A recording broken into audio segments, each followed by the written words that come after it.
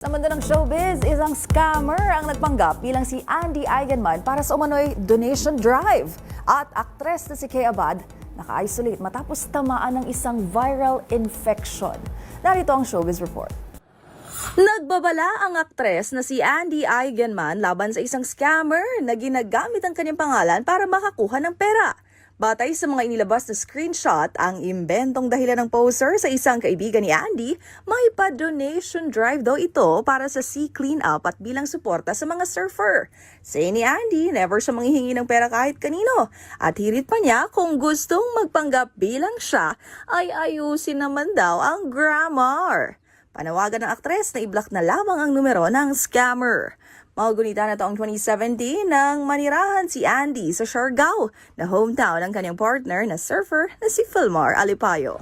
Samantala, sa iba pang balita, tinamaan ng viral infection na kung tawagin herpangina ang aktres na si Kay Abad. Sa isang video na ipinost online, ibinahagi nitong naka-isolate muna siya at sa palagay niya ay nakuha ang sakit sa airport. Kwento ng aktres, ilan sa mga unang sintomas na naranasan ay pagkakaroon ng lagnat, kawalan ng gana kumain at panghihina, kung kaya tong unay akala niya dengue ang sakit. And then today is day 5. Today ang pinakamasakit. Like stingy, hapdos kayo, having a hard time talking. Okay, sakit siya. Even smiling sakit.